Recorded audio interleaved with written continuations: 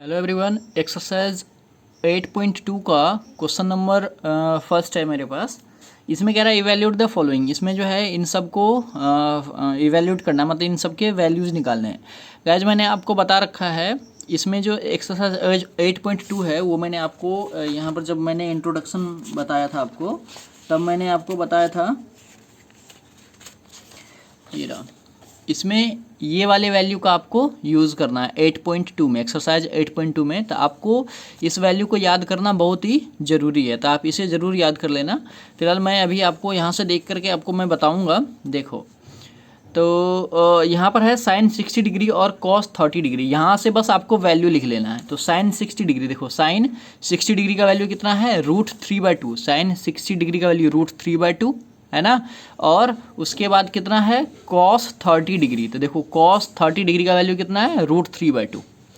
तो ये दोनों का वैल्यू सेम है, साइन 30 डिग्री का वैल्यू और कॉस साइन 60 डिग्री का वैल्यू √3/2 और कॉस 30 डिग्री का वैल्यू √3/2, ये दोनों सेम है। मैंने आपको बता रखा है इसको लिखने का ट्रिक क्या है। आप इस सिर्फ आप दो को लर्न कर लोगे आप, तो आपके पास जो है ये सारा का सारा अपने आप टेबल ये कंप्लीट हो जाएगा। तो √3/2 इंटू √3/2 यहाँ पर लिखना पड़ेगा मुझे। देखो √3/2 इंटू √3/2।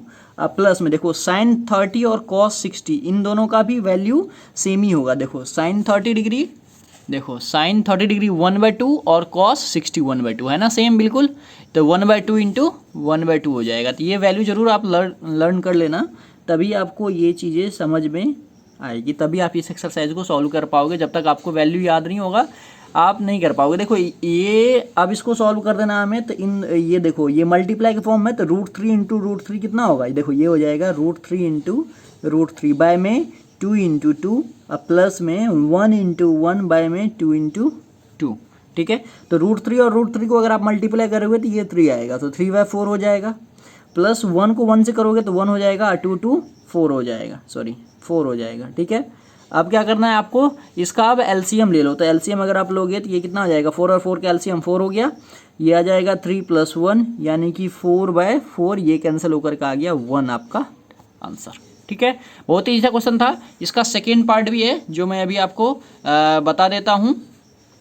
देखो तो इसके सेकेंड पार्ट में है 2 tan² 45 डिग्री। तो देखो यहाँ पर 2 है तो मैं 2 यहाँ पर रहने दूंगा।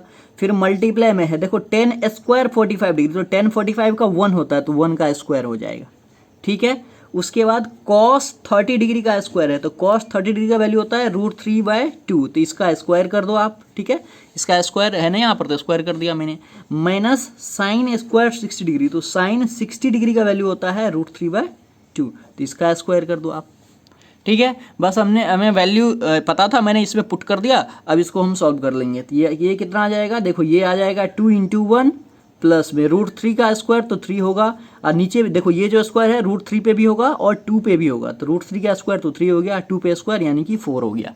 ठीक है, सिमिलरली इधर भी हो जाएगा √3 का स्क्वायर 3 और नीचे में 2 का स्क्वायर 4 हो गया। ठीक है, ये आ गया आपका कितना, 2 + 3/4 माइनस 3/4। तो यहाँ पर डायरेक्ट देखो आप प्लस 3/4 है और माइनस 3/4 है, इन दोनों को आप कैंसिल कर सकते हो, तो रह क्या उनसे गया है, तो 2 रह गया, तो ये हो गया आपका आंसर। ठीक है, तो बहुत ही सिंपल सा क्वेश्चन था ये, फर्स्ट और सेकंड। इसका थर्ड पार्ट भी मैं आपको इसी वीडियो में बताता हूँ। क्वेश्चन नंबर थर्ड मैंने लिख दिया यहाँ पर, cos 45 बाय में sec 30 degree plus cosec 30 degree, बस इसमें इसका वैल्यू पुट कर देना है।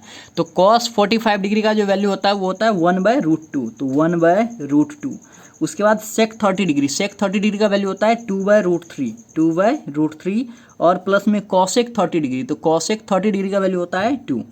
ठीक है, अब क्या करना है आपको, देखो इस तरह का जब भी होता है, इसको तो हम सॉल्व नहीं कर सकते, लेकिन इसको कर सकते हैं। ठीक है, तो यहाँ पर हम क्या करेंगे, 1/√2 ही रहेगा। उसके बाद बाय में इन दोनों का हम एलसीएम ले लेंगे। यहाँ पर देखो नीचे वाले का एलसीएम ले तो √3 हो जाएगा।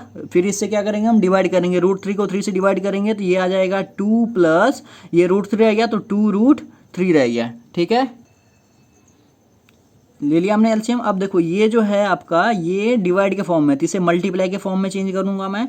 ये देखो 4 टर्म है ना, फर्स्ट सेकंड थर्ड फोर्थ है ना, तो ये दोनों तो ऐसे ही रहेगा। उसके बाद जब इसको हम सॉल्व करेंगे तो ये नीचे वाला ऊपर चला जाएगा, √3/2 प्लस 2√3 हो जाएगा। ठीक है, तो ये कितना आ गया आपका, ये आ गया आपका √3 ये √2 से मल्टीप्लाई हो जाएगा 2 + 2√3, ठीक है। अब इसको थोड़ा सा मैं सॉल्व कर दूंगा। ये क्या आ जाएगा, √3 ये आ जाएगा, √2 को 2 से करोगे तो 2√2 अब प्लस में देखो ये एक बार इससे मल्टीप्लाई होगा, ये एक बार इससे मल्टीप्लाई हो जाएगा, ये कितना आ जाएगा 2, ये आ जाएगा 2√3 2 ज़ा 6 हो जाएगा, ठीक है। इतना अभी तक आपको यहाँ तक समझ में आ गया होगा, ठीक है। आप चाहे तो आंसर आप यहाँ भी छोड़ सकते हो, यहाँ भी आंसर आपका बिल्कुल करेक्ट है, लेकिन जो पीछे जो बुक में जो आंसर है ये आंसर नहीं है, तो उसको मिलाने के लिए हमें क्या करना पड़ेगा, फैक्टराइजेशन करना। आप चाहे तो यहाँ भी छोड़ दो, तो मैं क्या करता हूँ यहाँ से लिखता हूँ √3 में है 2√2 प्लस 2√6 है, ठीक है। इसको फैक्टराइज करेंगे, तो फैक्टराइज कैसे किया जाता है, इसके जो डिनोमिनेटर है वही चीज़ ऊपर में रहेगा, √2 लेकिन यहाँ पर प्लस है तो यहाँ पर माइनस आ जाएगा, 2√6 में 2√2 माइनस 2√6, ठीक है। इस तरीके से हम इसको फैक्टराइज करते हैं। देखो आंसर आपका यहाँ भी छोड़ दोगे आप तब भी ठीक है, लेकिन पीछे जो आंसर है वो मिलाने के लिए मैं आगे आपको सॉल्व करके बता रहा हूँ। तो ये मैंने कर दिया। अब क्या हो जाएगा, देखो अब ये √3 से ये टोटल मल्टीप्लाई हो जाएगा, 2√2 माइनस 2√6 हो जाएगा, और बाय में कितना आ जाएगा, देखो ये जो है ये आ जाएगा 2√2 प्लस 2√6 इंटू में 2√2 माइनस 2√6, ठीक है। अब देखो इसको थोड़ा सा सॉल्व करता हूँ मैं। देखो इसको एक बार इससे होगा, एक बार इससे मल्टीप्लाई होगा, ये कितना आ जाएगा, ये आ जाएगा आपका 2√3 2 ज़ा 6, 2√6 हो जाएगा, माइनस में हो जाएगा 2√6 3 ज़ा 18 होगा, और बाय में क्या हो जाएगा, देखो ये a + b और a - b, a इसको a मान लूंगा, इसे b मान लूंगा, इसे a इसको b, तो a + b और a - b आ गया, ठीक है। देखो ये a है, बिल्कुल सेम है, तो इसको मैं क्या लिख सकता हूँ, इसका फॉर्मूला क्या होता है, a + b और a - b का फॉर्मूला क्या होता है, a² - b², तो ये हो गया a, तो इसको लिख दूंगा मैं 2√2 का स्क्वायर और माइनस 2√6 का स्क्वायर, ठीक है। हाँ अब देखो यहाँ से देखो ये आ जाएगा आपका 2√6, और आप चाहे तो इसमें से ऊपर में से 2 कॉमन ले सकते हो, मैं 2 कॉमन ले लेता हूँ, चलो ठीक है। मैंने 2 कॉमन ले लिया, तो √6 और माइनस आ जाएगा √18, बाय में कितना हो जाएगा, देखो 2√2 का स्क्वायर, यानी कि ये 2 पे भी स्क्वायर है और 2 पे भी स्क्वायर है, √2 पे भी स्क्वायर है, तो √2 का स्क्वायर 2 होगा और 2 होगा। देखो ये 2√2 पे अगर स्क्वायर है तो इसका मतलब हो गया ये 2 पे भी स्क्वायर है और √2 पे भी स्क्वायर है, तो यानी 2 पे स्क्वायर 4 और इंटू √2 का स्क्वायर 2 होता है, तो 4 2 ज़ा 8 हो गया, ठीक है। तो मैं यहाँ पर क्या लिख सकता हूँ, 8 लिख सकता हूँ। मैंने इसमें से क्या करा, 2 कॉमन ले लिया ऊपर वाले में से, यहाँ पर देखो मैंने 2 कॉमन लिया तो √6 माइनस √18 बच गया, और नीचे में देखो यहाँ पर जो है मैंने क्या करता हूँ, 2√2 का स्क्वायर था, तो ये कितना हुआ, अभी मैंने सॉल्व करा, ये 8 हो जाएगा, 2 2 ज़ा 4 और 4 2 ज़ा 8, √2 का यानी कि 2 होगा, और माइनस में क्या हो जाएगा, इस पर भी वही सेम कंडीशन, 2 2 ज़ा 4, क्योंकि 2 पे भी स्क्वायर है तो 4 हो जाएगा, और √6 का स्क्वायर तो 6 ही होगा, तो 4 6 ज़ा 24, ठीक है। यहाँ तक अभी आपको समझ में आ गया होगा। देखो 2√6 ये कॉमन है ले रखा मैंने, मैं इसको क्या लिख सकता हूँ, ये जो है मैं इसको क्या लिख सकता हूँ, तो 9 × 2 लिख सकता हूँ ना, 18 को √18 को मैंने लिख दिया 9 × 2, और बाय में कितना हो जाएगा, माइनस 16, ठीक है। 8 में से 24 जाएगा तो -16 होगा। अब देखो यहाँ पर क्या करना है, यहीं लिख देता हूँ मैं, देखो 2√6 माइनस ये जो 9 है, 9 का तो निकल जाएगा स्क्वायर रूट, ये आ जाएगा 3√2 हो जाएगा, 3√2 हो गया। अब देखो और ये बाय में है -16, ठीक है, बाय में -16 है, तो यहाँ नीचे में माइनस हम नहीं रखते हैं, इसलिए माइनस को हमें हटाना पड़ेगा, तो माइनस को हटाने के लिए हम क्या करेंगे, ऊपर वाले में से माइनस भी कॉमन ले लेते हैं, 2 था ही और माइनस भी हमने कॉमन निकाले, अगर माइनस हमने कॉमन लिया तो ये वाला टर्म प्लस हो जाएगा और ये वाला माइनस हो जाएगा, तो पहले प्लस वाला टर्म लिख देता हूँ मैं 3√2 और ये माइनस √6, और बाय में कितना हो जाएगा -16, तो ये माइनस माइनस कैंसिल हो गया, 2 × 2 2 8 × 16, तो ये कितना बचा ये कितना बच गया 3√2, ये कट गया ना, तो 3√2 माइनस √6 बाय में 8, और यही है आपका आंसर, फाइनल आंसर यही है। तो मैंने आपको बताया कि आप यहाँ भी छोड़ सकते हो, कोई दिक्कत नहीं है, इतना सा कैलकुलेशन करने की आपको ज़रूरत भी नहीं है, लेकिन पीछे से आंसर ऐसा था इसलिए मैंने इतना सारा फैक्टराइजेशन करा तब जाकर के ये सॉल्व हो गया। तो ईजी सा क्वेश्चन था और इम्पोर्टेंट भी है, तो आप इसे प्रैक्टिस कर लेना एक दो बार तो आपको समझ में आ जाएगा। ठीक है, तो इसका जो फोर्थ पार्ट है वो भी मैं आपको बता देता हूँ। टोटल 5 पार्ट है, तो मैं सारे पार्ट्स मैं इसी में बता दूंगा। इसका फोर्थ पार्ट है sine 30 degree plus tan 45 degree minus cosec 60 degree sec 30 degree plus cos 60 degree plus cot 45 degree. ये है, तो इसमें बस वैल्यू पुट करना है आपको। साइन 30 डिग्री का वैल्यू होता है 1/2, तो मैं लिख देता हूँ यहाँ पर 1/2 प्लस टेन 45 का 1 होता है माइनस कॉसेक 60 डिग्री का वैल्यू होता है 2/√3। ठीक है, ये आप याद कर लेना इसके वैल्यूज़। और बाय में सेक 30 डिग्री का वैल्यू है 2/√3 और ये plus sec 30 degree cos 60 degree का वैल्यू होता है 1/2, तो 1/2 लिख देता हूँ प्लस कॉट 45 डिग्री का वैल्यू कितना होता है, ये भी 1 होता है। कॉट 45 डिग्री का भी वैल्यू 1 होता है, तो ये मैंने यहाँ पर लिख दिया। अब इसको सॉल्व कर देता हूँ। तो इसको सॉल्व करने के लिए देखो, ये इसके नीचे 1 कर दो, इसके नीचे 1 कर दो, ऊपर वाले तीनों का क्या करो आप एलसीएम ले लो, तो ये आ जाएगा 2√3 आ गया। अब इससे डिवाइड करेंगे हम तो 2 कैंसिल हो जाएगा, √3 बचेगा, तो ये आ जाएगा √3।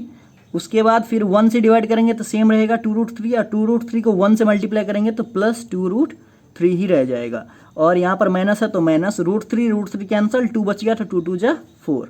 बाय में अब सेम काम हम इसके नीचे वाले के साथ करते हैं, तो इसका भी एलसीएम ले लेंगे हम, तो ये आ जाएगा 2√3, सेम ही आएगा।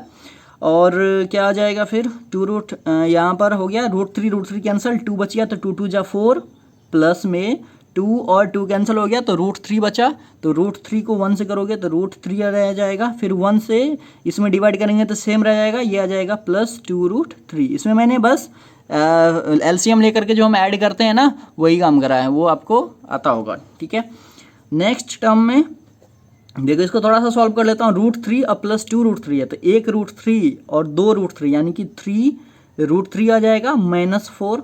बाय में कितना आ जाएगा 2√3, और फिर से बाय में कितना आ जाएगा देखो 4 प्लस √3 और 2√3 यानी कि 3√3, और बाय में 2√3 आ गया। इतना सा आ गया।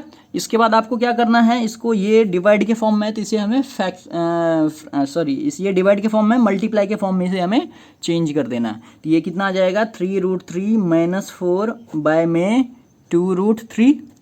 ठीक है, और मल्टीप्लाई में 4 प्लस 3√3 बाय में 2√3।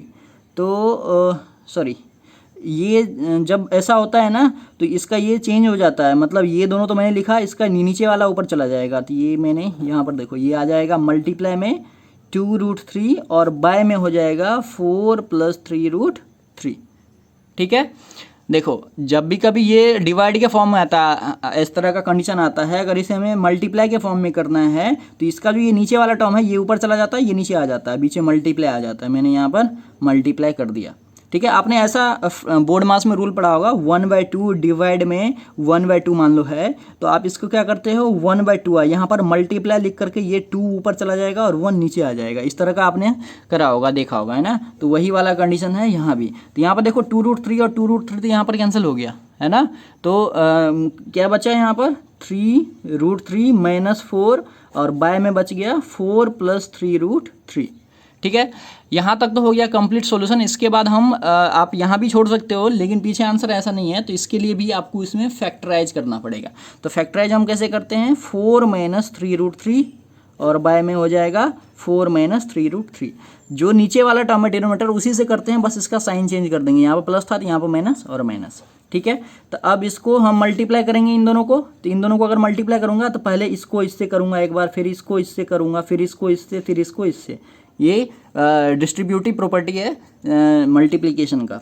तो देखो 3√3 और 4 को मल्टीप्लाई करोगे तो 4 3 जा 12√3 हो जाएगा। ठीक है, फिर इसको इससे करना है तो बीच में माइनस है तो माइनस 3 3 जा 9 और मल्टीप्लाई में देखो √3 और √3 भी होगा, तो √3 और √3 यानी कि 3 होगा तो 3 हो जाएगा।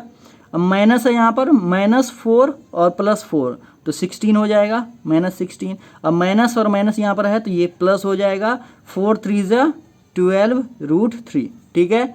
और बाय में आ जाएगा आपका, देखो ये a + b और a - b, इन दोनों को मल्टीप्लाई करूंगा तो a + b और a - b आ रहा है। तो आप क्या करोगे, 4 का स्क्वायर और -3√3 का स्क्वायर हो जाएगा, ठीक है। यहाँ तक आपको समझ में आ गया होगा, इजी सा ही कॉन्सेप्ट है।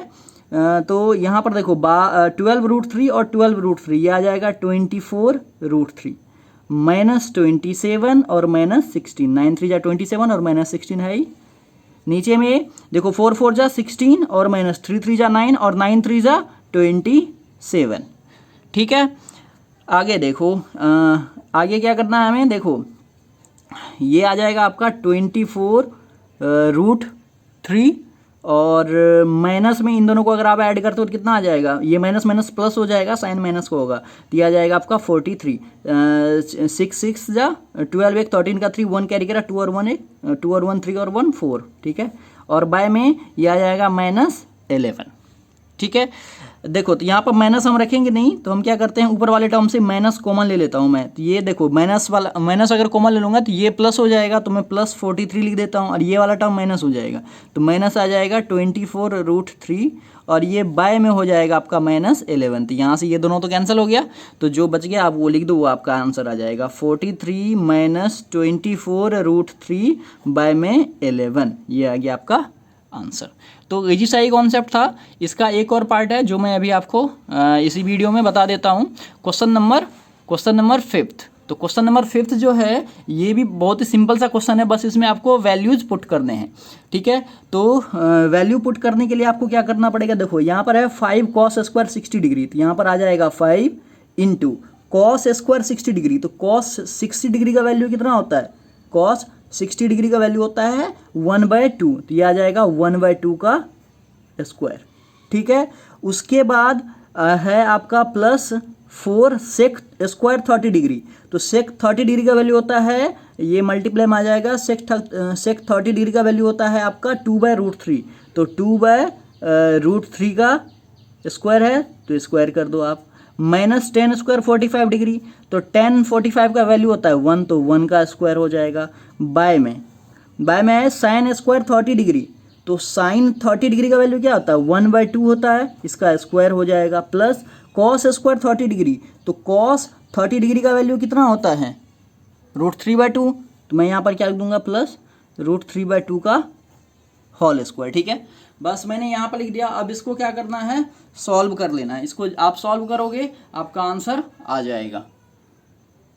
आगे सॉल्व कर लेता हूँ इसे, अब बस कैलकुलेशन है, सॉल्व कर दोगे आपका आंसर आ जाएगा। तो देखो ये आ जाएगा आपका 5 × 1/4, देखो ये स्क्वायर जो है 2 पे भी है और 1 पे भी है, तो 1/4 हो गया।